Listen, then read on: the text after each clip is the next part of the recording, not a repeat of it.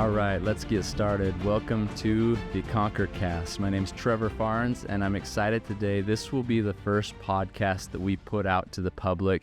We've recorded a few already with some incredible ambassadors, with some of our Conquer Fitness winners, and I'm excited to tell their stories. That's what this ConquerCast is going to be all about. It's all about stories of people who have learned how to conquer more in their life, who have confronted some incredible obstacles and have been able to find ways to climb through those spiritually, physically, mentally, socially.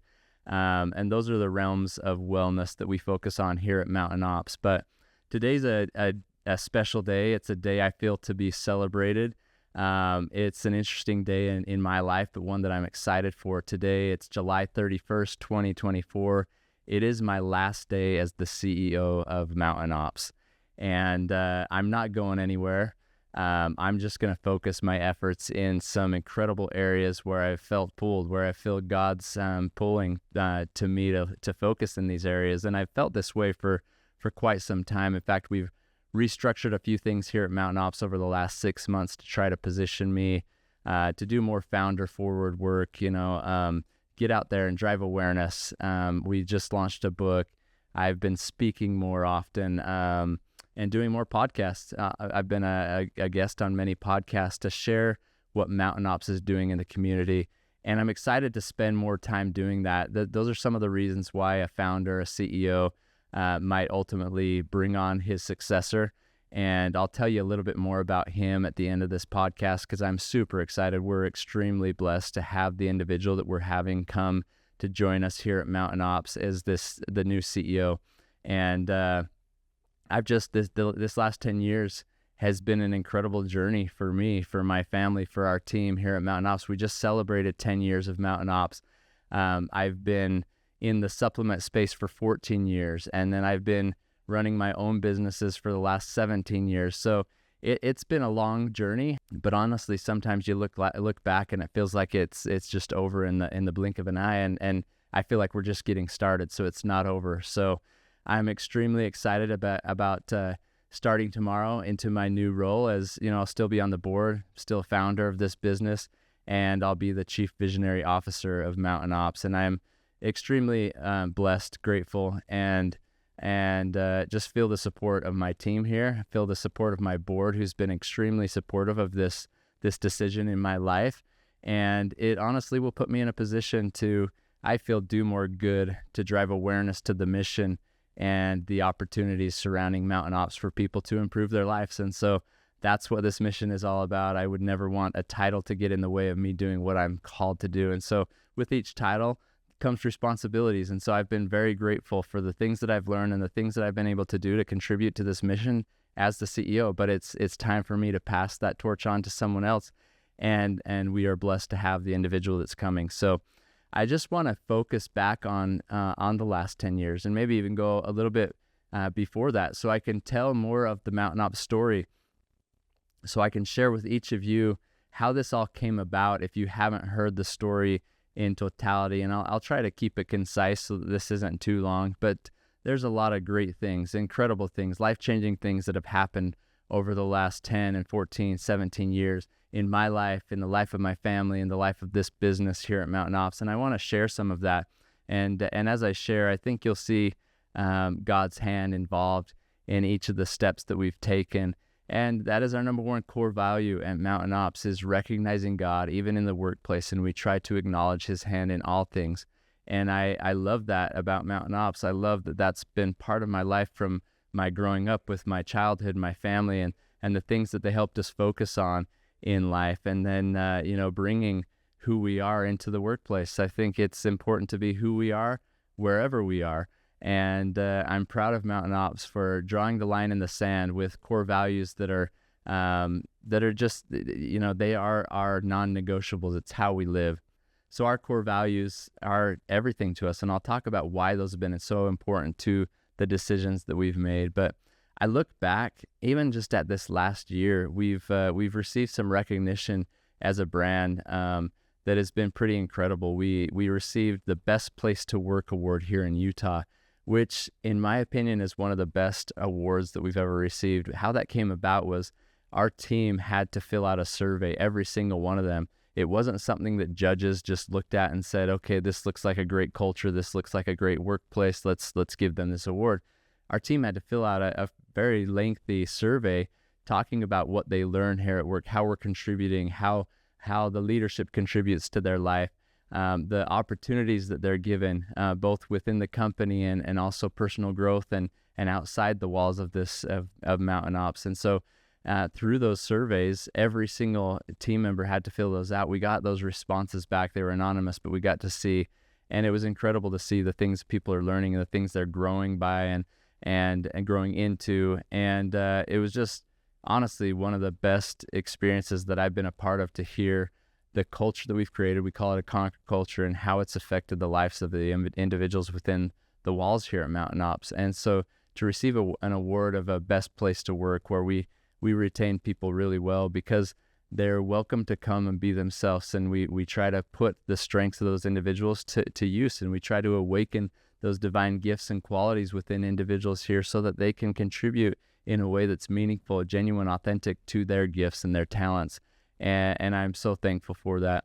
We've built a culture here that's been, I call it the Conquer culture. And every Tuesday as we come together, we have a hybrid schedule, Tuesday, Wednesday, Thursday here in the office. We bookend the week. They can work from the office or work from home. So it gives some flexibility that way.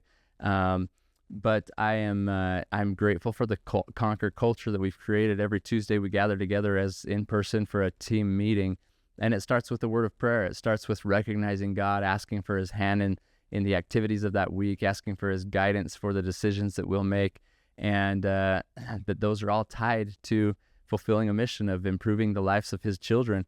And so it's important that we recognize his hand, that we ask for his involvement, and we give thanks for it. And it's been incredible to watch as that's transpired. We have a book club, and interestingly enough, our next book will be my book, The Conquer Code. But for the last, 8 or 9 years of the 10 years here at Mountain Ops, we've read a book every quarter as a team, and we come together on those Tuesdays and eat lunch, and we discuss the principles in that book so that people can find some additional leadership principles they can implement in their life here at the office and at home as husbands, fathers, mothers, wives, and that we can improve and build along the way. I believe you can't give what you don't have. And so we try to build a culture where people can obtain as much knowledge, put strengths and knowledge into their well of things to pull from and to grow by, and then to be able to contribute in life more fully. We definitely focus on contribution over achievement in so many instances, in so many regards. And so that culture's been incredible. Every Wednesday we have a Warrior Wednesday workout where the team comes together and we work out, and somebody leads that. And that's been incredible. I think of all the learning, all the events, all the activities that go on here that bring about this culture is incredible. We have food downstairs in our gym that allows people to come and pack meals as often as they'd like. But as a team, we try to do that on a regular basis. And then we have our Conquer More Challenge here at Mountain Ops, where we focus on things spiritual, physical, mental, social, like I've mentioned. And every quarter, the team members are given a new accountability partner. And then we report back every month as a partnership. Are we hitting our goals in those 4 quadrants of life? And the core value of the month. So we have 12 core values here. We start the year with recognizing God in January. We end the year with joy in December. Hopefully recognizing at the end of the year that we experienced joy along our journey, and that we saw the hand of the Lord. We saw the hand of God guiding and directing us and helping us to feel that joy. There's a quote that I love, and it is that the joy we feel in life has very little to do with the circumstances of our life and everything to do with the focus of our life. And so we try to focus on things here at Mountain Ops that will bring joy, that will bring satisfaction, fulfillment into the lives of individuals. And when we feel that ourselves, we can more joyfully go out and share all that Mountain Ops is, and we can enhance the experience that people outside these walls have with our brand. And it's just incredible that way. This building that I'm sitting in right here, this podcast studio, and then this building is part of our culture. And when you come here, you feel something different. There's an energy, there's an incredible spirit, there's camaraderie, there's unity. And it's just amazing to come together as a team in a building such as this. We've been in this building for over 6 years now. when we started Mountain Ops 10 years ago, we were in the back of my brother's used car lot. We had a few offices and we were just bursting at the seams. We had a little chain link fenced area where we kept the product and we were shipping product, and people had to go through the used cars to get to the powders in the back. And it was just a kind of a funny scenario, but it was where we started. It was young, it was humble, it was, we were doing everything we could to pinch our pennies and to make this work. And, we bootstrapped this from the get-go. And so it was interesting one day, knowing we needed to find a new location for the business because we were bursting at the seams. My wife called me and she said, "I've found the Mountain Ops home. I found the new location." And I said, "Well, where is it?" She said, "It's up in Fruit Heights. It's this boutique that I shop at." And when I heard her say boutique, I thought that doesn't sound right for a masculine brand like Mountain Ops. But she said, "No, you need to get up here and just come and look." And I drove up right then and there. And it was this big rock timber structure building on Mountain Road, built into the mountain. And I just thought, man, Mountain Ops on Mountain Road, built into the mountain. This is incredible. It's a big gravel parking lot out front, no real landscaping or anything, but the building was amazing. And what it was the factory where they used to process all the cherries and everything from the orchards that were around here. There's a plaque outside. It was built in 1944, and it says, "By their fruits ye shall know them." And I love that piece of it. But then years prior, after this building had been used for the cherry factory, a lady had purchased it and was running a boutique. And my wife came up here to shop all the time and get some of those things that she loved to shop for. And so she found this building just by shopping up here, saw that it was for sale, and then we started a renovation process on that shortly after. If you come here now, it's beautifully landscaped. We've kept the internal structure and everything the same. We've wanted to maintain the history of this building, but we've had to build out offices and furniture and such, and put new flooring in certain areas. When we first came into this office, though, we didn't need the whole space, but we built out a pretty good sized gym down in the main area of this building. And at first we opened it up to the public for free. Come and work out, come get to know the brand. And then COVID hit, so it kind of changed things. But we have a culture here where a lot of the team works out down there. There's showers, and then we get to work. But we utilize that as much as possible. You've seen it in photos and videos, and we've just absolutely loved this building. In fact, I remember once it was built and everything, I was driving away from it one night, looked in my rearview mirror and saw this incredible building that this team of Mountain Ops was now able to work from. And I just felt an extreme sense of gratitude. And so I look forward to continuing to come in here and to be a part of what you feel when you come here. Everyone is welcome. And as often as possible, we'll hold these days to conquer where people can come in and experience the culture of Mountain Ops. So if you want to come and experience that, please let us know. A few other things this last year, I was recognized as Utah Business CEO of the Year, and that was incredible, more so because it came by way of our VP of Sales, Darren Yates. He submitted my name. I got an email one weekend that this award would be given, and it totally caught me off guard. I didn't know where this was coming from, but then to read the things that Darren had submitted about me, and less about the recognition of that, more about what we feel together as team members. And when I stood up on that stage, the only thing that I could think of was the only reason why I was receiving any type of award this way was that I have connection in my life. I have incredible connection to my family who has supported me along this way. I have an incredible connection with my team who I love, who I've supported. They've supported me. It's just been an incredible way to connect and conquer together with this team. And ultimately a connection to my God, who I recognize is the greatest influence in my life. And so because of that, there's opportunities along the way to progress and to grow. And that's what's occurred for me here at Mountain Ops in this role. We were awarded this last year one of Utah's fastest growing companies in our 10th year of business. And so that was pretty incredible. In this last year, we've hit 5 million meals donated through Operation Conquer Hunger, a major milestone that was just incredible for us to celebrate. And then just this last month, we hit our 6 millionth meal. And so in this last year, we hit those million figures, 5 million, and then 6 million. And we're rapidly going to approach that 7 million. And we've all had 10 million kind of out there as one of those things we're going after. But that's been incredible. This month of July is our 10-year anniversary. And so we held an event a couple weeks ago, about 240 people that were invited to come and attend, and we took them through a day to conquer. We took them through a spiritual routine of journaling and reaching out to God, finding the Lord in our lives, and doing some Conquer Hunger. We went into the physical with Eric McCormick, one of our team members who did an incredible group workout. And then we brought in Judd Gines, who's a chiropractor and a doctor he actually works from our office, and him and his wife did a cold plunge, and we had a sauna village. So we did that and some breathing exercises. We then just had some activities around the office so people could enjoy this space. And then we had lunch, and we went into the mental section of our day, and we had Peter Vidmar, an incredible friend of mine, a gold medal athlete. The Olympics are going on right now. He's definitely one of my favorite gold medalists, but I was 3 years old, I believe, when he competed and won a few golds. And then we had Clint Pulver, an incredible musician, awesome talent, just brought an incredible energy to that room as he talked about moments in life that matter most, that impact us most, and the mentors in our life that bring about those moments. And so we loved that. And then we had a concert later in the park that night. So it was a full day to conquer together with our community, with some of our partners, with some of our service providers, with our team here, and some of our influencers. And that was incredible. It was also on that day, July 16th, that we launched my book, The Conquer Code. And so this last year has been full of incredible things for me and my family, but this book was a book that I've spent the last 7 years working on in our Conquer More Challenge at Mountain Ops. When we have those goals that we set, spiritual, physical, mental, social, and then the core value in the middle, every month we're focused on things that way.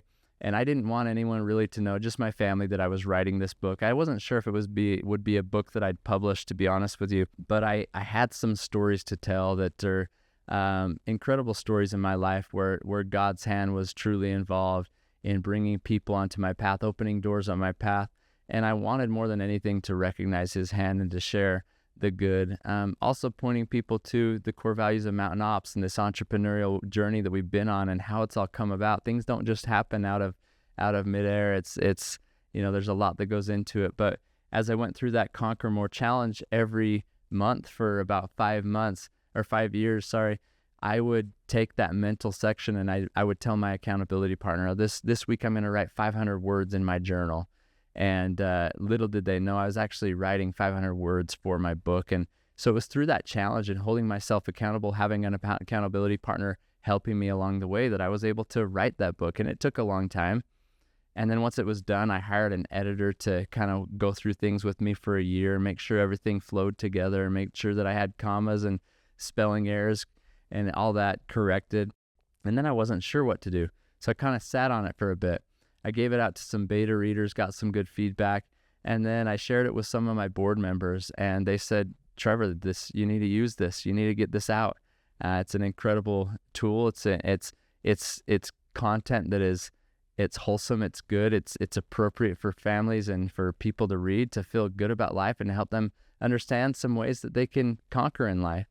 And there's just not enough good content out there, is what they were telling me. So let's get this out there. Let's support you in this. And so I had the support of so many people, and I'm so grateful to finally have that out. And before it even went live on launch date on Amazon and during pre-sale, it sold out, and I was shocked. One of the days we were the #1 new seller on Amazon, and I'm just extremely grateful for those that have supported me in this effort. I remember going down to record that book in Austin, Texas, sitting in a recording studio similar to this, and I had a big TV screen in front of me, and for 2 days, I think I recorded for about 15 hours.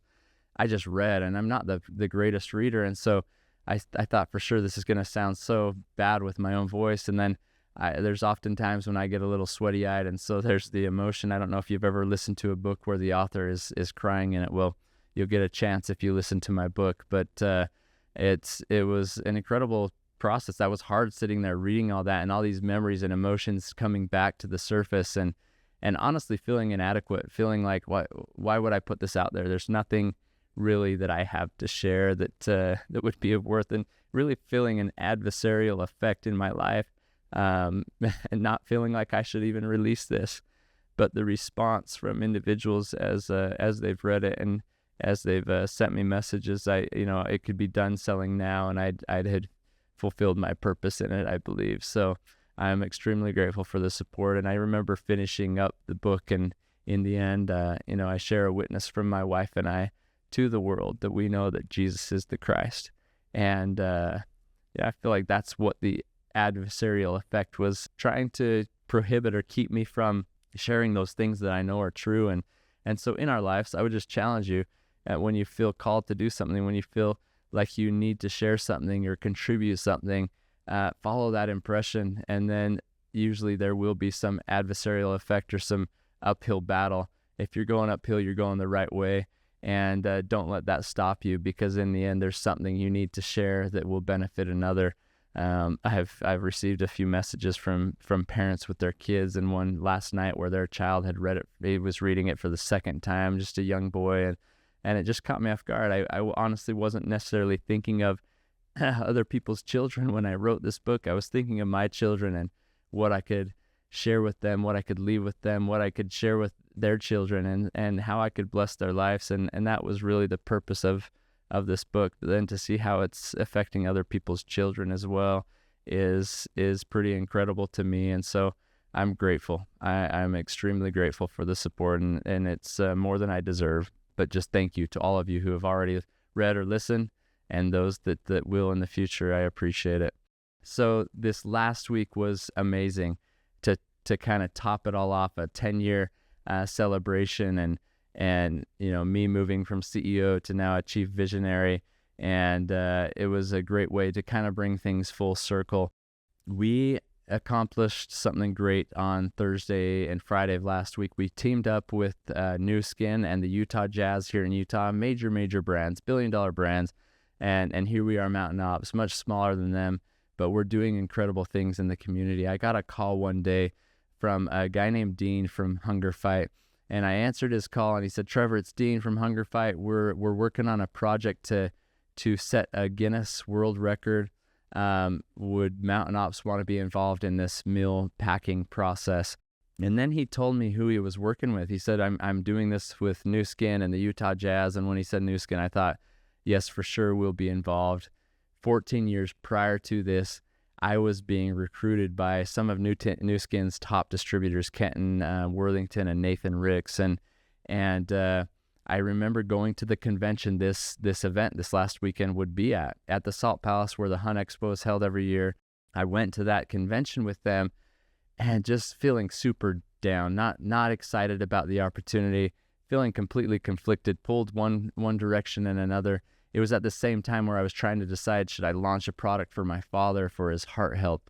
But that would take a lot of energy. That would take resources I didn't have. That would take, just setting up things from the ground floor and building from there. And I was tired. I had just gone through a bunch of business failures and I was exhausted. And then I had this opportunity to work with these guys that would mentor me and that would help, build me. And they even guaranteed me a monthly payment from their commissions. And so it was almost too good to be true, and something I couldn't say no to.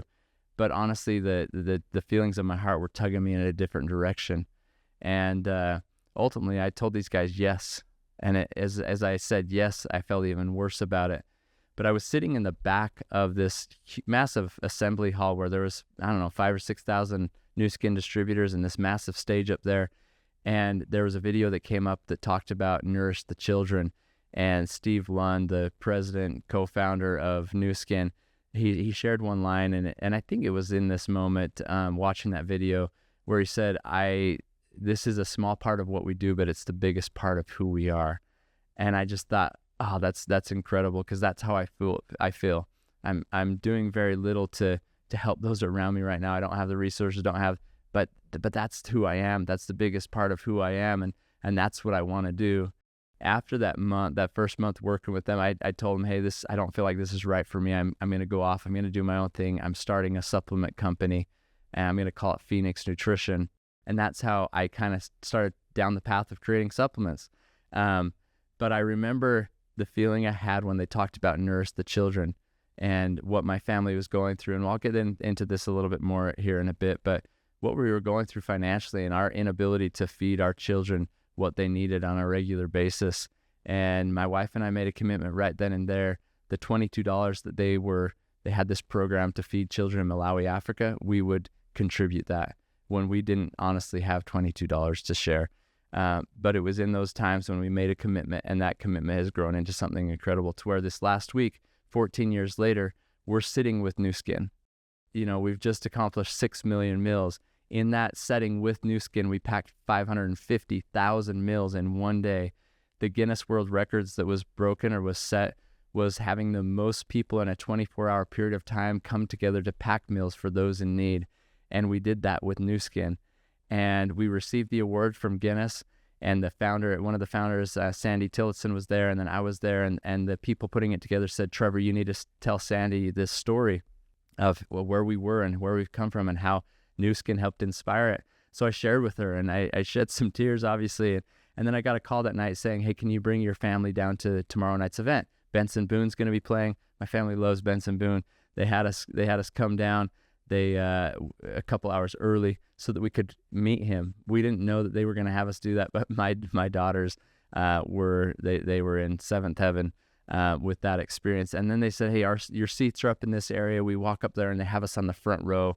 And then they came out on stage, the founders and the CEO, and they recognized Mountain Ops for the contribution that made it all possible to hit that Guinness World Record. And they had my family stand, and I just sat there in that seat thinking back to the young husband and father that 14 years prior was sitting in the back of that room, struggling, feeling broken, feeling torn in so many different directions, not really believing that I hadn't much to give, but being inspired by a message that was shared that day about feeding the hungry. And I was in a moment back then, 14 years ago, where I was trying to figure out how to wait upon the Lord. There's a scripture that says that those who wait upon the Lord will have their energy renewed, and they can run and not be weary and walk and not faint. And I've come to find out, I was taught this lesson in a great way this last week by a brother of mine, but throughout the last 14 years, what it means to wait upon the Lord. If you think about, it's not just sitting idly by, it's not just sitting waiting for something. Yes, patience is part of it, but it's also endurance, it's grit, it's getting out moving, it's putting your faith in action. And if you think about waiting on someone at a table, if you're the waiter, how do you take care of them? How do you serve them? What do you do to fulfill their need, to brighten their day, to lift them up? Well, if we are to wait upon the Lord, it means then that we serve him. We look for opportunities in those around us who need our help. And inasmuch as you do it unto one of the least of these, my brethren, you do it unto me, is what the Savior says. And so waiting upon the Lord means we go to work. We find ways to serve. We feed hungry children. In my scripture study this morning, it talked about praying in our fields, praying in our workplace, praying over our flocks, praying over our family, all these things. But in the end, if we pray for all these things and we give not to the poor and to the needy, then our prayer is in vain. And so it was, in those moments where it was like, okay, I'm going to wait upon the Lord by serving his children. I'm going to go out and I'm going to act in faith. I'm going to take a step forward into the dark or into the unknown, and I'm going to watch the hand of the Lord prevail in my life. And that's what's transpired over the last 10 years in incredible ways. So grateful that God would bless me with these opportunities. And so this weekend, sitting on the front row and then having them stand and just feeling these emotions of, we didn't need that recognition, but recognizing where God took us, where we were, where he placed us, the people in my path.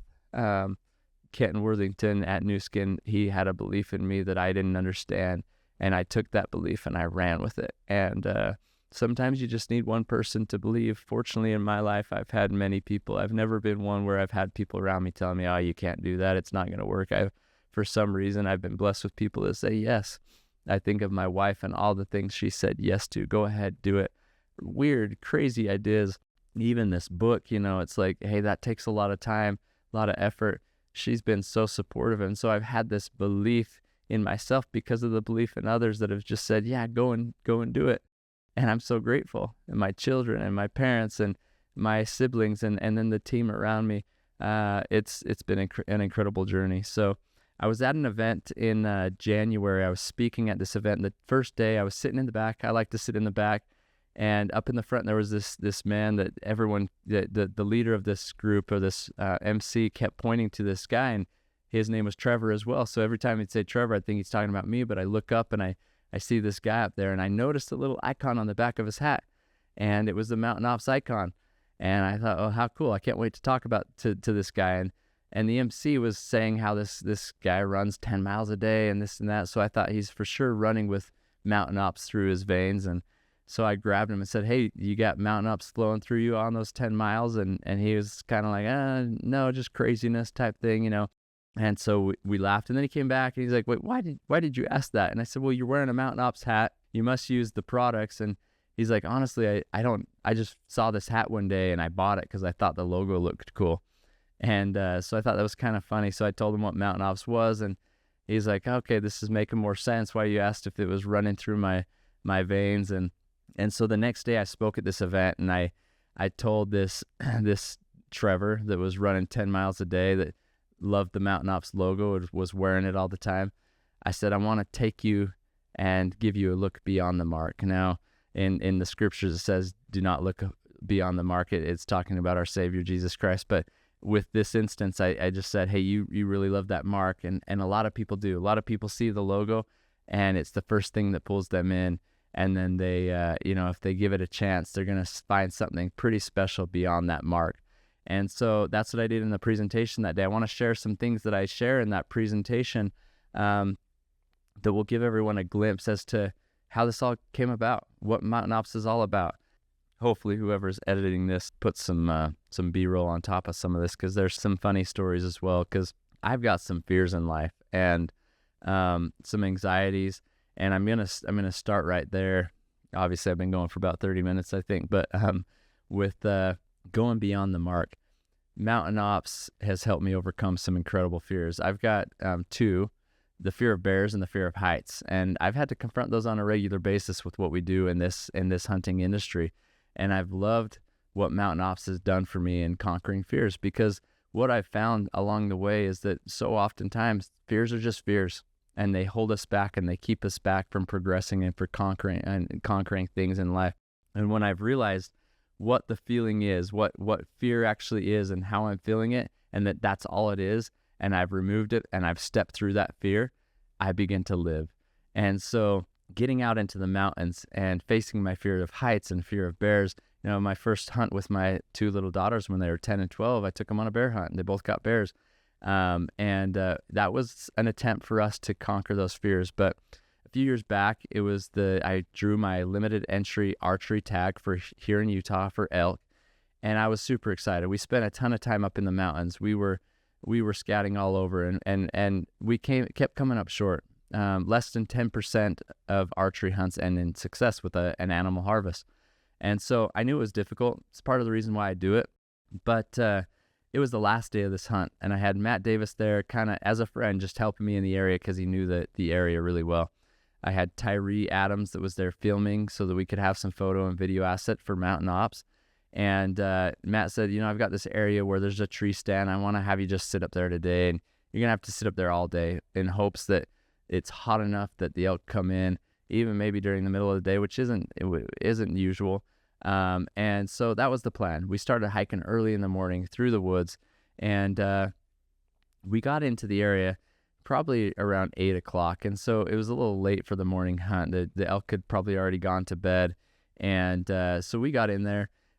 We get to the tree that I'm about to climb. Matt pulls out his phone, and what I think he's going to show me is a big bull elk. Instead, it's a 500-pound black bear, and he shows me it, and we both kind of have a little laugh. I give him a little look, and he knows I've got this fear of bears, and he says, "Don't worry, this bear comes in and out of here all the time. We have him on trail camera, but he won't mess with you." He's like, sometimes they like to climb up in the trees and tear things to shreds, and I look up, and sure enough, the cloth that's over my seat is just torn to shreds, and I'm hoping not to be that next cloth that gets torn to shreds, but we laugh a little because he knows the fear that I have. And then I look at the base of the tree, and right at the base there's fresh claw marks, and they're going all the way up to the chair I'm about to go sit in. But with that, I'm committed. I'm there. It's the last day. Having my pack on my back, I have my bow in my hand. I start climbing the little rungs until I get up to the seat, and I sit down on this very uncomfortable metal seat. Fortunately, there's a good platform for your feet, but the seat's really small. When I get up there, there's a hook off the side of the tree that was really well hooked into the tree. So I took my pack off and I hung my pack there, and it was secure to the tree. And then from there, I just started to look around, and I started to feel dizzy because on the way up, climbing up the tree, and Matt's backing out. He's going out to the car now, or to the truck, and he says, "Hey, I forgot to bring the tree harnesses, so try not to fall out." So we're not connected to the tree. And with that, I'm feeling another sense of fear. And I'm looking over kind of the downward slope of a dark canyon, and the wind is picking up. Tyree's in the same tree as me, but he's looking off this way. I'm looking down the canyon. So when that wind starts to blow and we're swaying back and forth, that 30 feet that we were up feels like 300 feet. And I started to get some vertigo and some dizziness, and honestly felt like I was just going to fall out of the tree. And so this is scary for me. This went on for a few minutes. I started to get nauseous.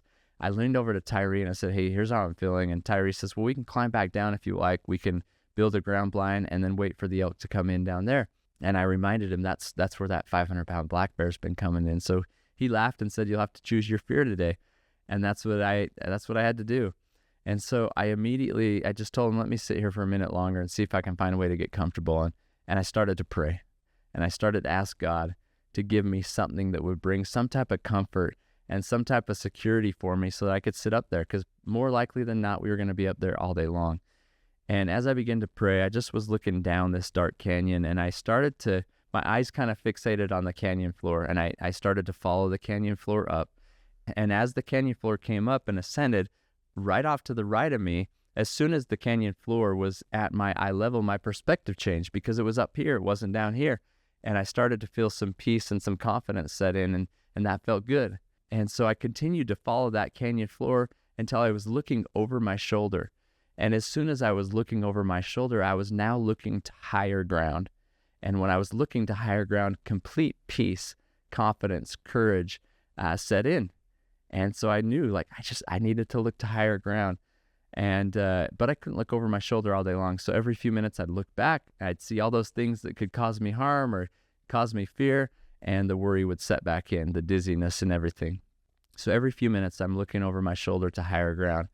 And on about the 5th time of doing this, I saw what I think God was trying to give me. There's my pack. It's attached to the tree. It's completely attached, but I'm not. But my pack has a strap, so I loosened that up. I put it over my shoulder, and I cranked down on that pack as tight as I could. And all of a sudden, I'm attached to this tree. And while I'm attached to this tree, I could experience peace, comfort, confidence, courage. I could look around at everything that once was causing me some fear or that could cause me harm, and it kind of faded away. All of a sudden, it didn't trouble me anymore. I could look around and see the beauties around me. Even the breeze that was causing us to sway back and forth felt like a welcome friend under the heat of that day. And I was experiencing something incredible because I looked to higher ground, and I took advantage of what God gave me to hold me, to attach me to that tree. And that became an incredible gift for that day. As I look at how this applies to Mountain Ops, we have incredible core values that are rooted deeply in our lives and in our culture. And when we abide by those core values, we are rooted deep and we are strong, and we can face the day. We can face it with courage, confidence, peace. And it all comes in a way that allows us to focus on our mission on that higher ground, which is to improve the lives of individuals and families. And so when we are attached to those core values, when we make decisions that are aligned with those core values, we enhance our ability to head towards higher ground to help those in need. When we make decisions that are contrary to it, it is unsettling. And the experience that those that are around us, that they have, it's diminished. The impact of the brand is diminished. And so as we're attaching ourselves to core values that are meaningful, that we've established and we've drawn the line in the sand, it points us to that higher ground.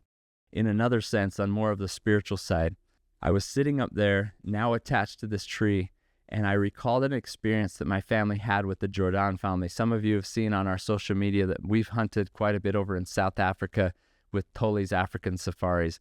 They have become incredible friends. The very first time that these men came to my house, they stayed with us during the Hunt Expo. Every morning they would wake up with us at 7 a.m. as a family. We read our scriptures every morning together, and we would read scriptures about Jesus Christ. And they really enjoyed that with us. We had a great experience together. On the last day of their visit, I asked, would you please share something with my family as you depart us to go back to South Africa? What would you leave with us? One of them asked for my Bible, and he opened up to James, and in his rich African accent, he read a scripture, and he said, "I am the true vine. I am the vine, ye are the branches." And then he looked around at each of my children, and he said, "What your father has taught you this week about Jesus Christ is true. He is true, and we must attach ourselves to him." And I loved it. I loved what he was reconfirming with my children, reiterating, drawing attention to with my children, that their attachment to Jesus Christ means everything, and that Jesus Christ is that true vine. He is like that tree whose whose roots are deeply rooted. And if we attach ourselves to him, we can face the day. We can face the challenges. We can face the fears. Anything around us that may be causing us fear or that could cause us harm can kind of simply fade away. Not that it's disappeared, not that it's not there, but when we're attached to this true vine, in a spiritual sense, when we're attached to our Savior Jesus Christ, we can conquer. We can conquer the day. We can go forward in faith. We can have courage. We can have confidence, and we can have peace that can only come through him. Peace is not something that could be mimicked anywhere else. Peace only comes through him, and I've experienced that so often in my life. And so being attached to that true vine means all the difference, all the world in my life. He is the difference. And so we must attach ourselves to him. Look for those things in life as we look to higher ground, as we look to God, as we pray to him, as we recognize God in our life. Look for those things in life that are sitting right there, the pack with the strap that could hold me close, that could attach myself to him. He will give us the way. If we ask, if we seek, if we knock, then things will be given to us, things will be shown unto us that will allow us some attachment. And at Mountain Ops, the core values are what attach us to the mission. They are the guardrails. They are the decision-making factors that point us in that way. So if you're ever wondering about how does Mountain Ops make decisions, it all comes down to 12 core values that we've all said when we signed the agreement to work at Mountain Ops, the offer letter, the contract. We will abide by these core values. Now, we're not perfect, right? We try and we do our best. It's more striving to abide by these things. But we know that when we strive to do those things and we make decisions that are aligned with that, lives are blessed. And that's our mission, to improve the lives of individuals and families. But we have to stay true to making decisions that align with that culture, with the core values. And we're committed to the core. And when you're committed to the core, you have courage, you have ability, you have strength to conquer more. And so that's what our core values do for us. That's why they're so important to me. And they're not core values that just come about day one of Mountain Ops. These core values were actually put together, many of them. We've added a few, but in a business that I worked at with my brothers. And my brother started this pharmaceutical business, and that's where he wanted to establish a set of core values. But they were core values also that were taught in our childhood, core values that meant something to our foundation and the way that we wanted to live. And so when you have a chance to start your own business, how are you going to behave? How are you going to interact? What are the values that you want to be aligned with? You do them in a way that's true to you. And we had that ability, and so we built a set of core values that were true to us, so that we're not something in business, not something at home, not something, in the community or at church. Like, we are who we are, wherever we are. And those core values are something that apply to my life in all of those quadrants of life. And I do not ever want to compartmentalize things to be a certain way in one way, or in one arena, and another way in another. It just, that would be suffocating to me. More than anything, I am a child of God. And each of us are, and we have opportunities, we have responsibilities, and we have the ability to bless the lives of others and to be blessed by those lives as well. So Mountain Ops has tried our best. We've strived to stay true to those core values that will lead us to the mission that we are completely attached to. So I hope that you've been blessed by the mission of Mountain Ops and the things that we do. Things have not always gone easy for me and my family. In 2007, my wife and I decided that after a few years of building up a good savings and an ability to go out and start our business, that we would do that. For, my wife and I came off of a mission for my church in 2002, met my wife shortly after. She was 18, just graduated from high school. I was just barely 21. It was a match made in heaven. We dated for 2 months. We're engaged for 2 months. And when you know something's right, it's right. And so we got married right away at the young, ripe age of 21 and 18. And all of a sudden, once we were married and then we started having kids, our roles and responsibilities in life changed pretty drastically. I was now responsible to preside, provide, and protect this little family unit that we had begun to create. And for a period of time, I felt like I was doing a really decent job in many of those regards. I was selling pharmaceuticals, working for my brothers. We were putting a lot of our commissions away so that ultimately we could start our own business. That was the goal. And in 2007, a few opportunities piqued our interest. One was in real estate, and had we known what was right around the corner in 2008, we would have run the other direction. But that one got us in the shorts. The other one was a retail franchise, and instead of buying one, we bought several franchises from this franchisor. And there was some delays in getting those franchises going, but along with that came paying franchise fees. It came with inventorying every store. It came with hiring people to run those stores. You had to build out those stores. So a lot of expense, a lot of cash went into that. And so we had a lot invested into this. And then there was delays. Like most things in life, when you're going after something, especially in business, it feels like it's always more expensive and takes longer than you expected. But that happened. And once we got the doors open, within a few months, the franchise was shut down. There was a little investigation done, had nothing to do with anything we were doing.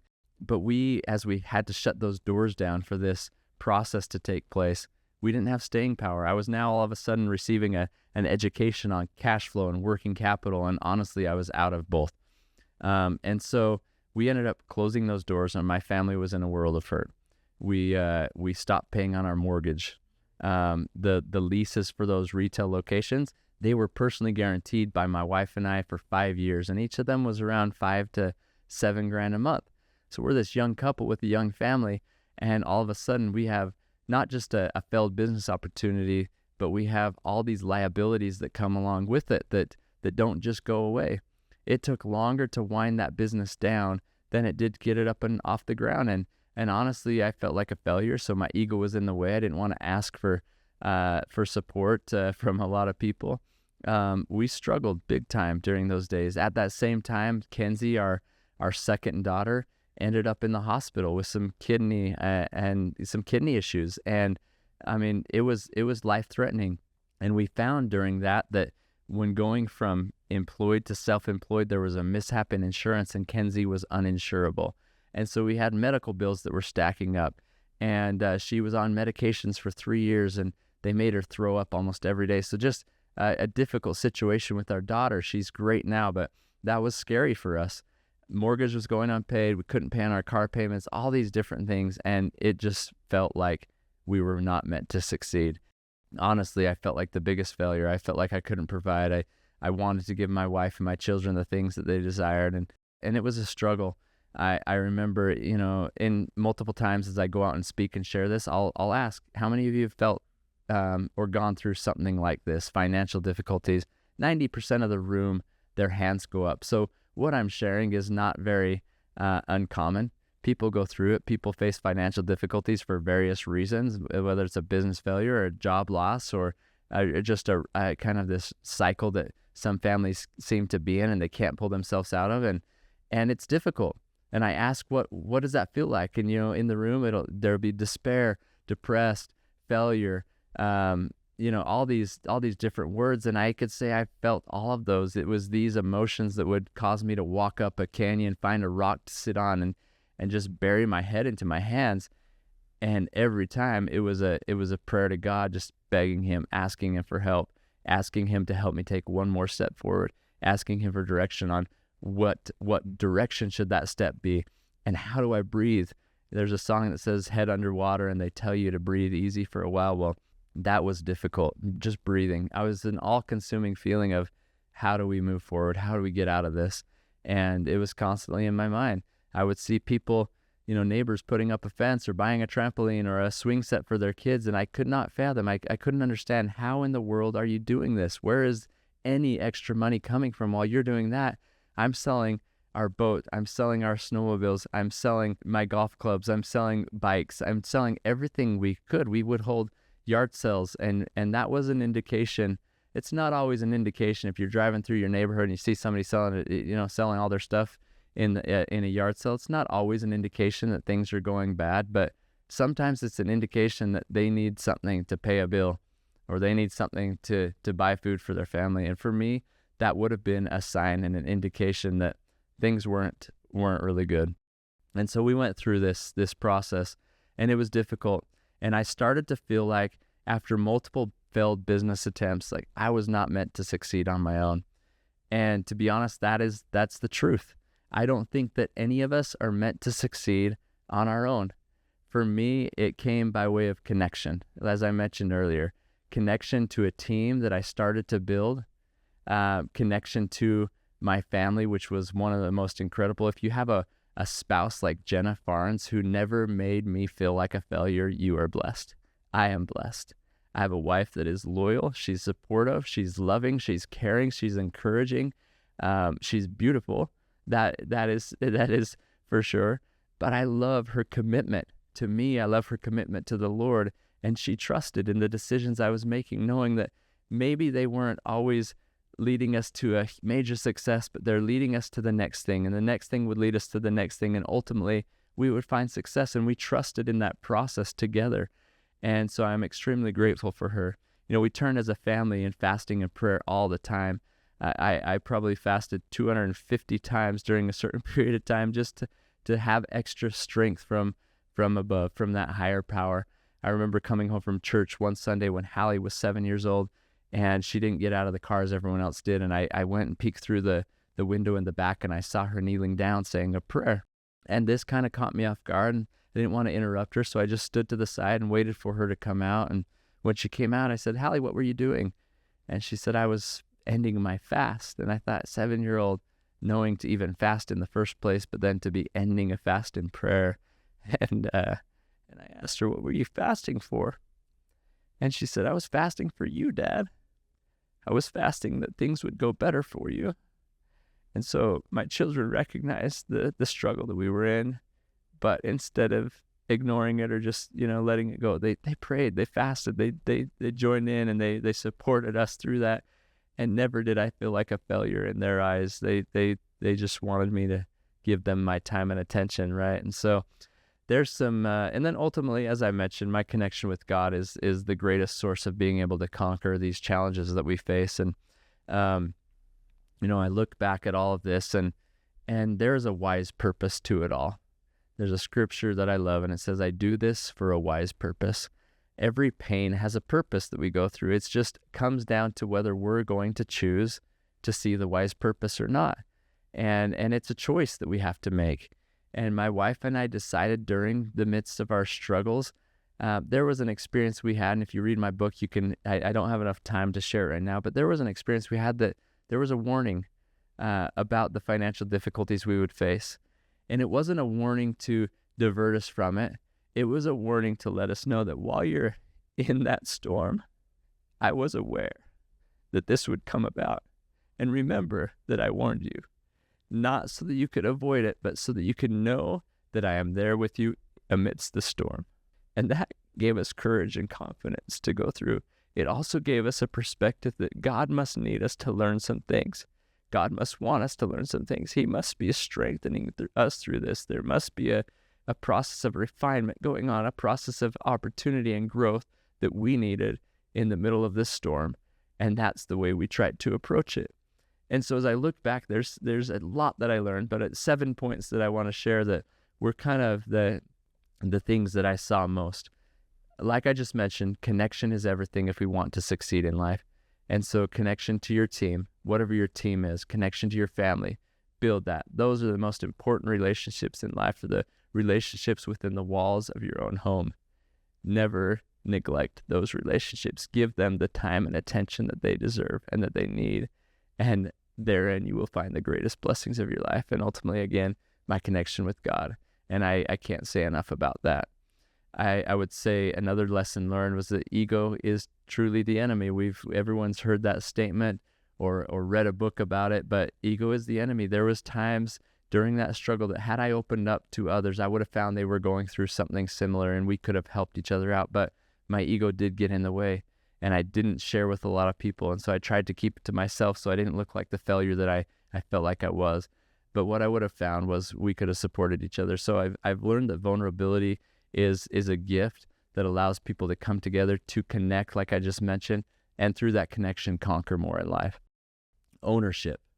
I had to take ownership over the choices that I made that led me down paths that created some of that failure, some of those learning lessons. And there was one moment I remember feeling frustrated with the individual we had bought those franchises from. I never wished him any ill will.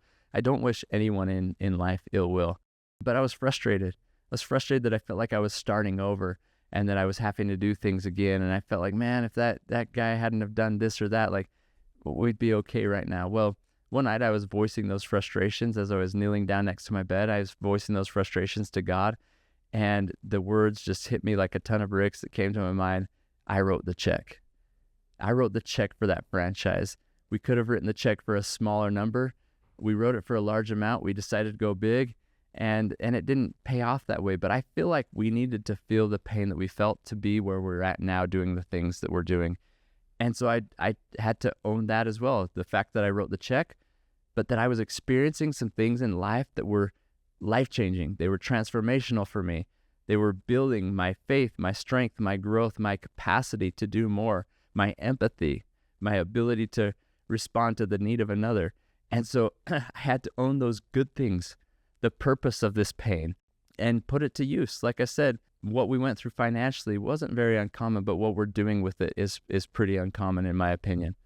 So that was another thing, ownership, and owning the things that happen to us in life, good and bad. And even amidst what we see as bad, maybe owning the good that comes from those bad things is maybe some of the most life-changing and beneficial things we can experience. John Maxwell once stated that success is knowing that those who know you best love you most. And I would challenge each of us to be very careful how we define success. You know, for my wife and my kids who knew me best, they loved me most. They knew that I was failing, that I was struggling, that I was depressed, all these things, but they loved me still. My kids didn't care if I drove the fanciest cars. They didn't care if we had the fanciest house. They wanted me to come home at night. They wanted me to wrestle with them on the floor. They wanted me to read to them before they went to bed. They wanted time and attention, the most valuable thing we can give. And so that is where success is found. Relationships that know you best and they love you most.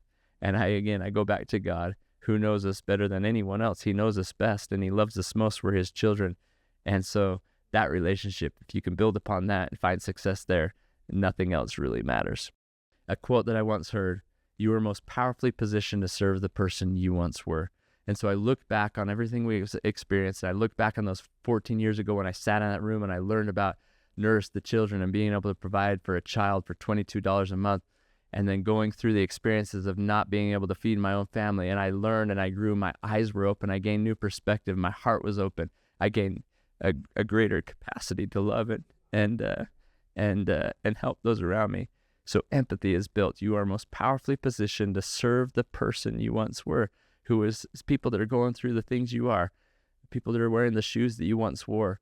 And we tried to gain that perspective along the way and put it to use. That's why we're doing our Operation Conquer Hunger, because I, myself, my wife, my team, we're now most powerfully positioned to serve that young husband, that young mother, that father, that wife, who's going through something, who needs a little bit of what we can now offer. And the need that we had then has now become the gift, this feeding that we do. And it's incredible. But the person who has the greatest capacity, in my opinion, is our Savior, Jesus Christ. He is most powerfully positioned to serve all of us because he's been through everything we will ever go through in life. And so his ability, his perspective, his capabilities, his atoning power is available for all of us because he's been where we are, where we've been. And so there's power, so much power in that. Another lesson that I learned is that time is one of my greatest assets. I feel like I'm a simple individual who's willing to work hard, who's willing to grind, to grit, to endure. And so often when you're like me and you don't feel like you have all the talents in the world, time becomes one of your most precious gifts and benefits. And I was once with Jim Shockey, a legendary individual in our hunting industry, the godfather of hunting. And I asked him some questions, and his responses were music to my ears, and he said, let time do the hard work. Whenever you're trying to achieve something, put forth the effort, be consistent, ramp up the intensity, but let time do the hard work. And I feel like that's what we've done here at Mountain Ops. It's what I've done in my life. Things haven't always come easy, but I've let time do the hard work by being consistent in routines and then adding intensity to those routines over time and letting time do its thing. And so, I would just say, sometimes time is hard for us because we prioritize it the wrong way.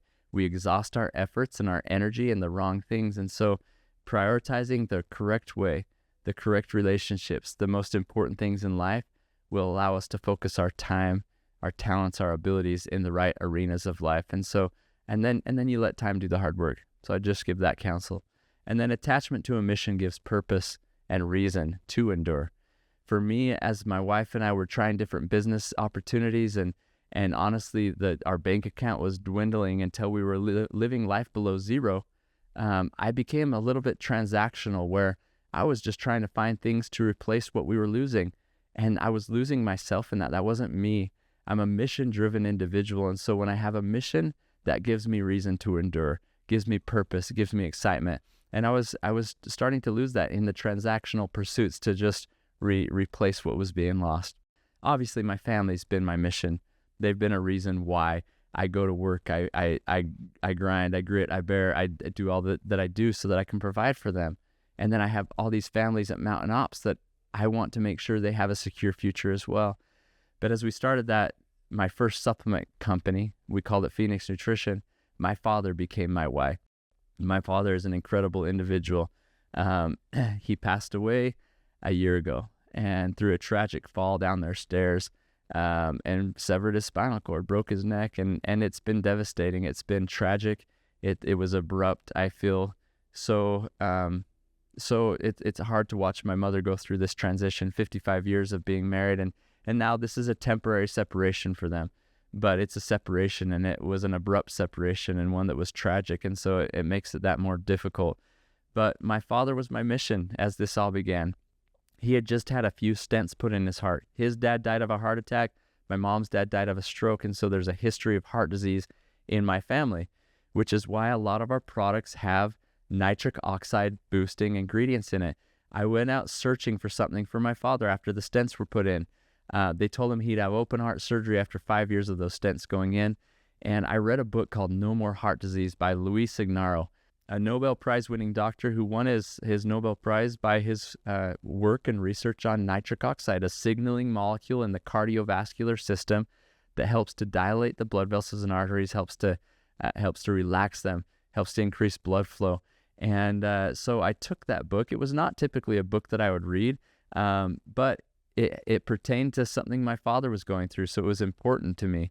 I read that, took it to a chemist, a friend of ours, and they whipped up a concoction. We put my dad on it. Within about 3 days, he started to feel some tingling sensation in his fingers and toes, and I knew I was onto something. That first product, we called it L-Arginine Complete. It's now in the Mountain Ops lineup. Let me grab this really quick. It's called Enduro. It's one of our top products. This is the flagship product of Mountain Ops, and it has arginine and it has citrulline in the right amounts to create a prolonged production of nitric oxide in the body, and that's what my dad needed. After 14 years of using it, and he passed away from a fall, nothing to do with his heart. His heart was healthy. He never had to have the open heart surgery. His cardiologist just kept telling him, whatever your son is giving you, keep taking because it's making all the difference. And so we created a product that could be sold to the masses for all those people out there that have cardiovascular issues, and they're by the millions throughout our world and throughout our country. Heart disease is one of the number one killers. And so I knew I was onto something, but I was out of the resource that I needed. I had no money. We were living life below zero.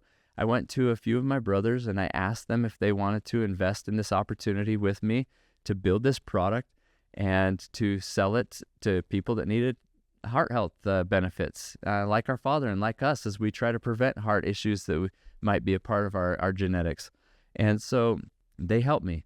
They invested some dollars. We bought our first 350 bottles of product. I don't know why the manufacturer let us do that. It's typically like 10,000 bottles, but they let us buy about 350 bottles. And then we went to work building a website, designing labels, creating a Facebook following, which was very small. And then I thought, we'll build this and we'll be this online sensation and people will flock to us and they'll come from all over for this product. And man, was I wrong. Supplement space is very saturated, and I was starting to understand that. Very saturated, not a lot of loyalty, very fragmented, people jumping from one company to the next all the time, looking for promo deals. And so as I thought, we'll build it, they'll come, it didn't happen. And I was starting to recognize that a lot of supplement companies out there were willing to make all kinds of claims and hide behind their screens. You wouldn't know who the people behind the company were because they were hiding behind screens, selling volumes of product, and the products didn't actually do what they said they would do. And so I was discouraged, but I also felt like, hey, there's an opportunity here if we're transparent and if we, show our face, show our name, get out there and connect with people, connections being one of the most important things, then people will trust us. And trust is one of our core values at Mountain Ops. And that trust is imperative. It's critical for the growth of any brand, but we wanted to build a brand that people could trust. And so we started doing this. The first order that came through that little site that I had built, it was a chiropractor.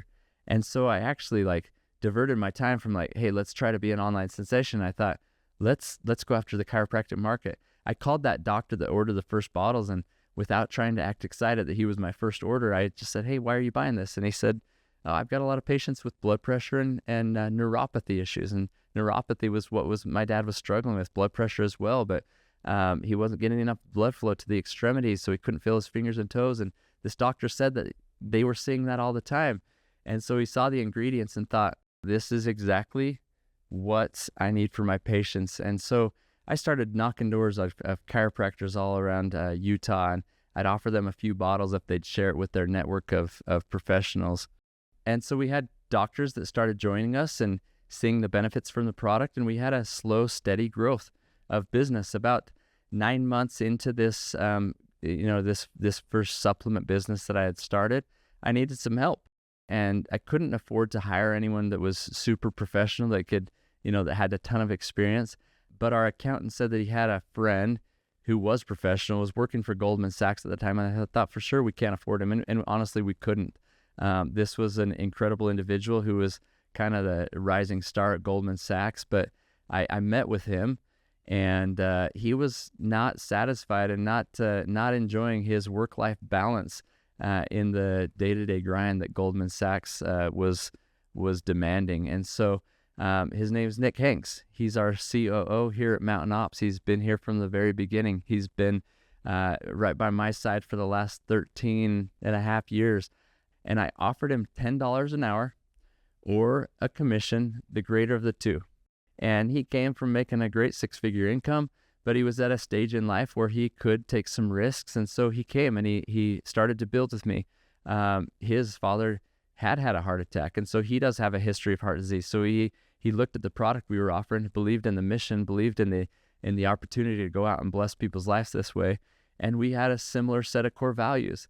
We also had a differing set of talents and abilities, and this was incredible for partnership. This was incredible for connection. Nick's very organized. He runs and operates very, very well. I'm more of a creative, visionary, and a thinker. He's more of let's get this done. Let's make it happen. And so we had this incredible partnership that came together, and he took me up on that offer that couldn't be resisted. And the rest is history. We've been growing together ever since. But it's been amazing to watch that partnership grow, that connection grow, and through that connection, our ability to conquer. About 4.5 years into that business, selling through doctors' offices, honestly, I desired to take this product to more people and to be attached to a community that I could be a part of as well. Instead of just selling through doctors who were having the experience with the community, I wanted to be a part of that. So I was praying for opportunities to know where to take this product next, how to take it further into more people's hands and into their lives. And that's just kind of how I tick in the mission that I was after. I was introduced by a neighbor of mine, Peter Miller, one of my neighbors, to a group of individuals who had a marketing agency. And I thought, well, I'll just hire these guys to help us with some branding, with some website build for that business. I met with Casey Harbertson at Peter Miller's office, and we talked about their marketing capabilities, and then he said they were doing most of their marketing in the hunting industry. I had never hunted before. I didn't understand it, but I could see there was a passion in that for Casey. And so I asked, is there a place for supplements like I had built? And I probably had 5 or 6 products at the time. Is there a place for these products in the hunting industry? And his eyes lit up, and he said there's a huge hunter-athlete movement with brands like Under Armour, Yeti, Sitka, and there's not really a consumable brand that's leading the way in the way it should be done with a product like this. So if the products work, then yes, there's an incredible opportunity. The next week, he brought his brother Jordan in and Joel Pilcher, their partner, and the 3 of them and myself, we met and we discussed this opportunity to go into the hunting space with products that I had a history of almost 5 years now of seeing the benefits, the long-lasting benefits. And the great thing about the products we created, they're meant to last long throughout the day. Now, our consumers within the mountain ops hunting industry, they're out on the mountain for a period of time. They need that added endurance, but their day-to-day work grind is usually 10 to 12 hours. And so it worked for multiple realms of their life. And so we knew we were onto something, and they went off, trying to come up with the brand and that. And I think we can all agree that Joel Pilcher knocked it out of the park with this Mountain Ops logo, the icon, and we love the name Mountain. It's the mountains that we play in. It's our backyard. It's right here in Utah, we have plenty of mountains to go out and do the things we love in, but also representing life and the mountains we face, the mountains we're climbing. Maybe there are obstacles in our way. Maybe it's summits and things we're trying to achieve, but it represents life and the things we're climbing after. And then the OP stands for Outdoor Performance Supplements. So if you didn't know that, and then the icon is actually an M and an O for Mountain Ops. And it started out that our tagline was Conquer Your Unknown. And then, it's gone to conquer more in those phases of life. And sometimes to conquer more, you have to step into the unknown. But it was an industry I didn't completely understand, but we came together. I had products that I had created that worked incredibly well. These guys had a massive talent of being able to brand and market things in an incredible way. And it was just this amazing partnership that we came together on to help people train inside and conquer outside. And it's an interesting industry where, people in this industry, they may hunt 7 to 10 days a year or more if they can, but they're thinking about it, they're talking about it, they're dreaming about it, they're eating about it all the rest of the days of the year. And it's an industry where, as we got into it, we realized 70% of our consumers were buying supplements for the first time. So our hurdle was educating them on why this would be beneficial, why this will help you in the field, and why this will help you in life more and more. And so there was that education. Most of these guys, they're not shopping in GNC. They're not working out in Gold's Gym. They're going out to God's gym. And so we had to speak in their language. And fortunately, my partners had the ability to speak that because that was their passion. I quickly found a passion for fueling that passion, but I knew that wasn't enough for me. I had to understand what it was to be a hunter. And so I dove in head first. And myself, my family, it's been an incredible passion of ours over the last 10 years to be and understand what it is to hunt, to get out and to provide for my family and to do those things that we do in this industry. But with our product, we could activate the passion of the hunt within individuals every single day. You think about all the products that hunters use, whether it's a pack or a rifle or a bow, whether it's their tent or their cooler or whatnot. They're not always using those every single day, but with Mountain Ops, they take our product every single day and it activates the passion of the hunt. And I absolutely love the ability to do that for people because this passion is important. It's a lifestyle, and it's something that is incredible to that lifestyle. It was interesting as we went to our first Hunt Expo in Salt Lake City in 2015. We had a very small booth. We were giving away a truck with the Diesel brothers, and that truck took up pretty much the whole space. I was a bit nervous because I knew there was going to be hunting stories told at that expo. I didn't have any to share. I knew I could speak to the product and the benefit and how it could help them on their hunt, but I didn't have any hunting stories to share. And sure enough, the people at that expo would come into the booth and they'd pull out their phone and they'd show us a picture of the buck or the bull that they killed that year. And they were so excited. And this was awesome. It was even more incredible though the next year. I now had some stories to tell And I was well equipped to tell those stories because I had dove into the hunting industry, what it was to be a conservationist, to protect our land, to honestly watch after animals and the different species and their herds and making sure that they're healthy and thriving. There's more concern for wildlife from the hunting community than I think any other community out there. And so I came to gain this respect for this community and a desire to be a part of it. And I loved it. But at that next expo, with my own stories and photos to share, I'd see these burly, big men coming into our booth ready to hear about their kill shots. And instead they'd pull out their phone and they'd show me their killed it shots. It was their before and afters from that year, the weight loss that they had gone through, the transformation they had gone through. And then with tears in their eyes, they would tell me, you should see me as a husband. You should see me as a father. You should see me doing the things I'm doing in the community. I have energy to do all these things. And in those moments, I knew our mission was being fulfilled. It was taking a passionate group of individuals, building a community with that, but it was taking them through a transformation in their life so that the most important connections in their life could be more present. They could thrive. They could be there for their kids, for their spouses, for those that they love most. And that's what's most important for me in life. So hearing those stories and watching them and experiencing those, it was everything to me. So we have built Mountain Ops, and people hire us to do certain things. They hire us to help them lose weight. They hire us to help them gain strength. They hire us to just bring about connection in their life. So many people are just looking for connection. I think of even the times through COVID, people just wanted to feel connected. And so we focused on building a community. We did a research study here at Mountain Ops with a big research firm about 2 years ago. They studied us, they compared us, they went out and surveyed people, they compared us to major brands in the supplement industry, and that's what they do. They focus mainly in supplements and consumable products, and they came back and they said, we're seeing something for Mountain Ops we don't ever really see from other supplement brands. And they said the headliner for Mountain Ops is that Mountain Ops is a brand people trust. And this, again, meant everything to me because we were building relationships. We were out there with people. We're a one-by-one, one-on-one type relationship build. And that sometimes can take a slower, it's a little slower to build, but it's for longevity. It's incredible because you build a brand people trust.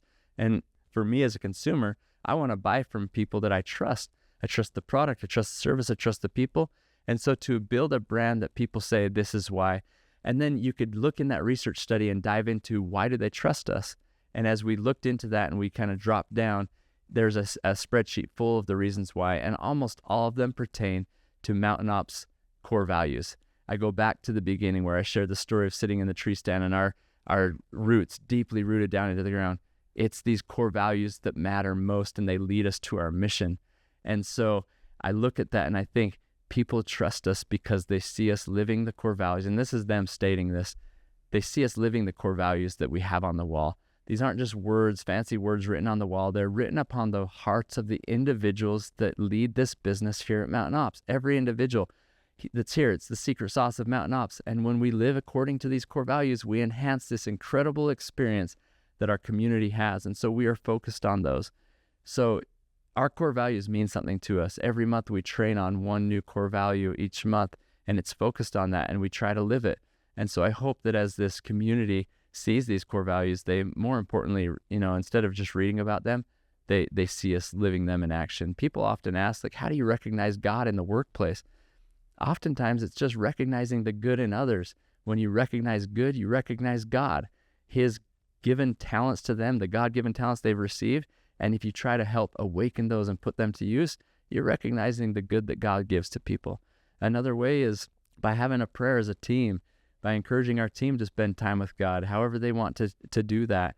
Sometimes it's through meditation, pondering upon things. Sometimes it's reading in a scripture. Sometimes for me, it's starting my day every day, rolling out of my bed onto my knees and letting God know He is the priority for that day.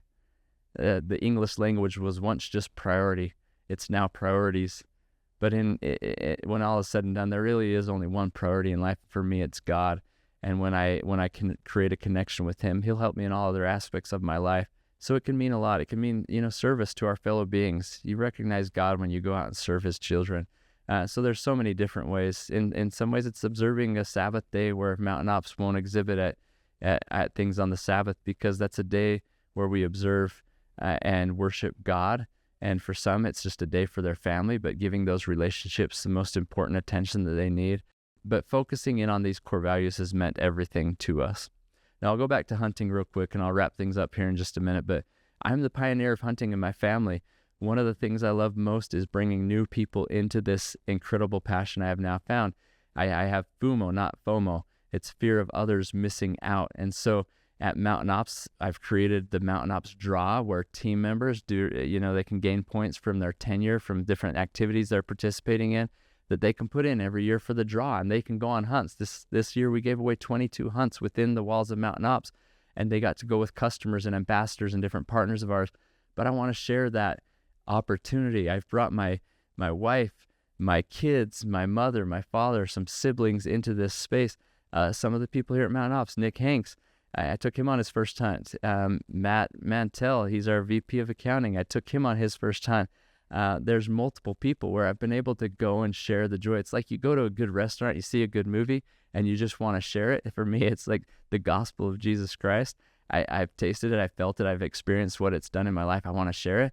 But that's what hunting is as well, in a different way. Like, I experience some incredible things. I experience connection when I'm out there, connections with those that I'm with. I look at God's creations all around, and ultimately those creations point me to the Creator, and I can connect with Him in a meaningful way, undistracted from the things of the world and the busyness of a hectic schedule of a CEO and a business owner. And I can go out and I can focus on relationships that matter most. So I've loved that. But the thing that intrigued me most about hunting when I first got started was an ability to bring home food for my family. And, we had gone through some hungry times where we didn't always have food in the pantry for our kids. And so I could go out on the mountain, bring food home, and that's what we've done. We now keep a few freezers, and we utilize the meat that we harvest every year throughout the year. And it's incredible to bring that into my family's, into this opportunity to feed my wife and my children, and to share it with those around us. I love that aspect about hunting. And then ultimately connection. My dad said it best. My dad didn't fall in love with hunting when he was on his first hunt, but he said, I've fallen in love with what hunting can do for relationships. But that food, it was kind of the priority at first, bringing that home for the family. It was important for me because my family was the 1 in 4 in Davis County, Utah, where we live, of children that go home on the weekend with not enough food in the pantries. That was my family. That statistic is real. 1 in 8 Americans don't have enough food on a daily basis. 3.1 million children under the age of 5 die every year due to poor nutrition. 66 million children go to school every day on an empty stomach. Think of a child that goes to school on an empty stomach. That is what they think about. It's a distraction. And so when we can help remove that distraction, we give them the ability, we enable the ability to connect with those teachers, the students, to build relationships, because they're not focused on that empty belly.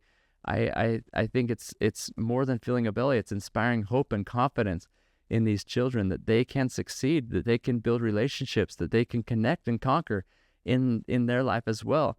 And so we are exhausting every effort to feed as many children and families as possible through our Operation Conquer Hunger, and that's where this all came about. I remember one day when my wife called me and she said, we've had another miracle. And I didn't know what she was talking about, but I said, what happened? She said, somebody just left groceries all over our front porch. And this became a regular occurrence for us because we just couldn't buy things. But I remember there's a picture of my daughter holding a can of Cheese Whiz, and from that grocery delivery. We don't know who it was. I may have an idea, but those angels that left groceries on our doorstep were responding to a need.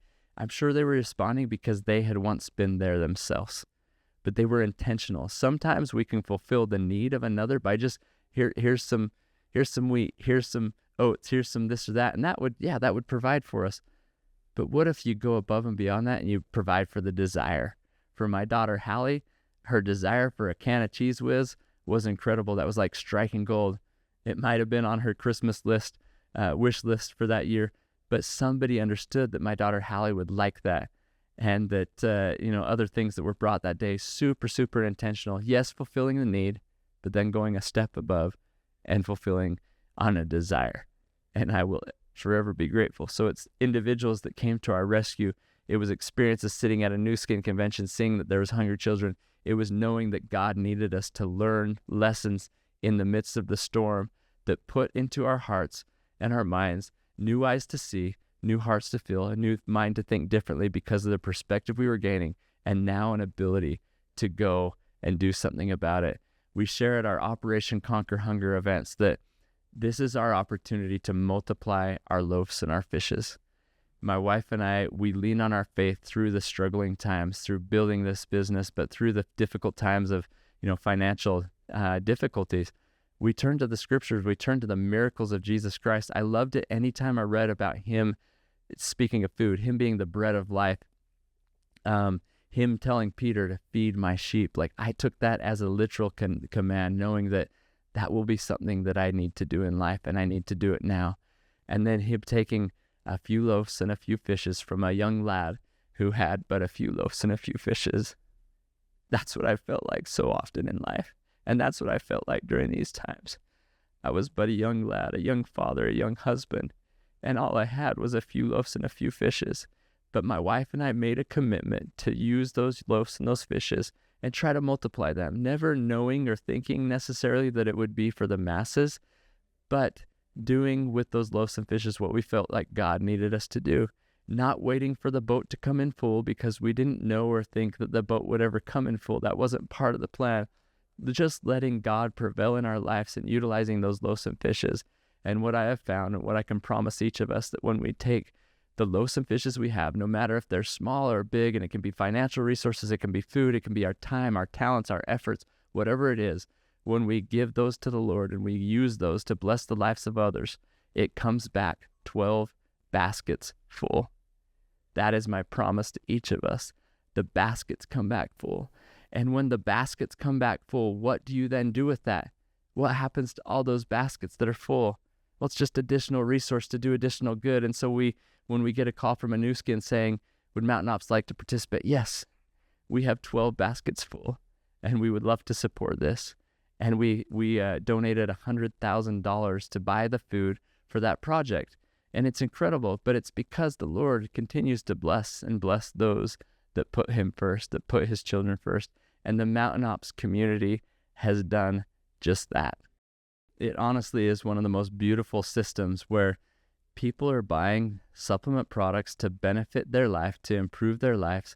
And at the same time, Mountain Ops takes a portion of the revenue collected from that purchase that's benefiting their life, and we put it into an Operation Conquer Hunger Fund, and we buy food, and then we hold events. And we've held events where we've packed a few thousand meals, and we just held an event recently with Murdoch's, one of our partners, that we packed 60,000 meals. And then at this Guinness World Records event, we packed 550,000 meals in a 24-hour period of time. It's just incredible. And I can only look at it and say God's hand is involved. And a company, a people, individuals filled with the love of God are not content with blessing their families alone, but our desire is to range throughout the whole world, to bless the human race, to bless God's children. That's our desire. It's our goal. It's our mission. And we will exhaust every effort in doing that. And I'm so grateful for the last 10 years. Now, you've probably seen different faces come and go here at Mountain Ops. That's just part of the progress and the evolution of a brand. And everyone that's used Mountain Ops as a stepping stone to then go do something else, I celebrate them. About 4 years ago, we brought on an investor, and they've been incredible partners. With that investment, came an opportunity for owners to take a few chips or cookies off the table. And some of the owners have gone on to do incredible things outside the walls of Mountain Ops. And we celebrate those things that they're doing. And we are excited for the success that they're seeing. And that's just the way that things progress and things grow. And so now at this time, I've felt for the last about a year, but really strongly over the last 6 months, just this prompting, this intuition, this feeling that some change needed to happen. At the beginning of the year, I sat down with the whole entire Mountain Ops team, and we kicked off the year with the message of change needing to be a part of the progress that we experience here, change for individuals, change for the organization, additional routines, additional consistency, added intensity to the things we're doing. which would require accountability and change. And I was feeling this. I was feeling that my wife and I needed to I needed to take a new role in the business, and to have a board that's super supportive of that is incredible. Sometimes you set up succession planning, and it's for various reasons. Like I mentioned, as I got started, this new individual, his name's Keith Severa. I am so excited for him and the change that he will bring to this organization, the perspective that he will bring. He comes from an incredible supplement brand that he is currently the CEO of. And he will be an incredible asset to the Mountain Ops team. When you add team members to it, it enhances our ability as a brand to grow. He brings perspective, know-how. And when I had that conversation with him, and I've known him for a couple of years, he's been a great friend. I just didn't know that if this would be an opportunity that he would want to take. And so when we had that chance to talk, and I knew it was the timing was right, because I'd been feeling this for such a long time, that I want to focus my efforts in driving awareness to this brand. I want to get out into the community more often. I want to get out with partners. I want to talk about my book a little more. I want to do more podcasting. I want to get out and speak at additional events. I've been doing a lot of that this last year, and I want to spend more focused time there. I want to spend more time with my family. 17 years of running a business, sometimes there's time sacrificed there, and I appreciate their commitment to it all. I've got a daughter serving a mission in Brazil right now, 4 months in. She's incredible, doing incredible things. I've got another daughter that's a senior in high school that will graduate this year. She is doing incredible things. I've got a son, Beckham, who is ninth grade, ending his middle school, his junior high. And he is doing awesome things. He's a young athlete and doing great. Savvy's our little dancer. She's in sixth grade. So I've got a missionary out. I've got a senior, a ninth grade, and a sixth grader, all finishing up certain phases of their life in school. And I want to give them a little more time and attention. Now, I'm still committed to driving this mission and this vision and this brand forward to the next phase. And so obviously that doesn't mean I'm slacking off or have a lot more time, but I'm going to prioritize some of that time with my family. I love service in my church, and I love spending time there, and so my life has been busy, and I love it to be such. I love a busy life devoted to things that are good.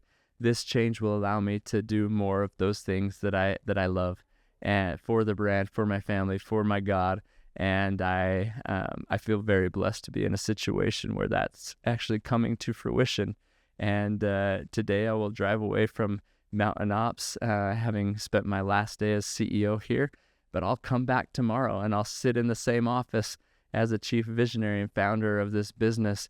And hopefully we'll continue to contribute in a way that's meaningful to the shareholders, to the team here, to the community at large. We've got some incredible shareholders that I just want to make sure that this vision is carried out and that their families are blessed. That's been my goal all along, that the families of the individuals that work here at Mountain Ops, that their families are blessed, and that each of you that are part of our community, that are incredible, incredible people, that your lives are blessed.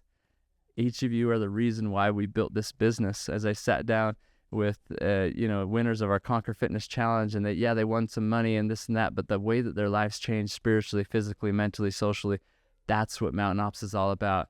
Their relationships in life have improved and are incredible. That's what it's all about. And I've looked them all in the eyes and I've said, we built, all of us are here because of you. We built this business for you. And so I hope that those listening, those that are giving us a try, those that are a part of our community know our mission is you. It's to transform your life, to improve your life in any way that you'll allow us to be a part of that. We know we can only be a portion of what you do and who you are, but we hope you know that is our goal. That is our mission. That's our vision. It's the reason why we're in business. It started with my dad, and now it's spread to hundreds and thousands of people across the country and into a few different countries that are being blessed by this connection, by this brand. It means the world to me. I look at the full circle events that are transpiring right now, and after 10 years, it just feels right that this is the next phase. This is the next step. I share with every team as the team member as they come on board here at Mountain Ops. I give them a pair of shoes to start their journey in, and I share with them that the choices that they make in the shoes they wear today will determine the shoes they wear tomorrow. The blessings, the responsibilities, the opportunities that can come their way by making choices that are aligned with our core values. And it will lead them to incredible shoes tomorrow. Choices made contrary to that might distract from opportunities, blessings, and responsibilities.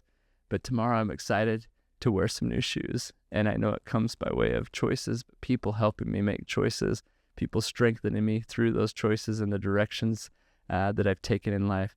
I love and appreciate this community. I am here to serve you, and I look forward to doing so. More and more of these podcasts coming out, telling your stories, telling the transformations along the way that are occurring. And I'm just excited to get out tomorrow. It's a new day. Today, I'm going to focus on today. It's the sacred presence. We never really live in the future, because when we're in the future, it's actually the present. But tomorrow, I'll come back in a new role, wearing new shoes, and it will be to serve each and every one of you as we work together to conquer more in life. Today, I'll leave MTN OPS, and I will have completed my last day as CEO. And tomorrow, I'll come back. I'll sit in the same chair. I'll sit in the same office. I'll just have a new set of responsibilities. And I just want to share that in that responsibility, the focus will be each of you. The focus will be on serving those who are a part of our community, to helping them improve their lives and take the steps of improvement that truly will transform their lives and the relationships that matter most. So I look forward to coming in tomorrow, wearing a new pair of shoes, to conquering more. And I just want to reiterate that my focus for this brand, for this mission, for the vision that we have, will be to improve and to change and to transform and to serve each and every one of you and your lives and the future that we have ahead. So I love you. I appreciate you. Love the support that I've received. Love the support that we can give as a team, and look forward to conquering more with each and every one of you.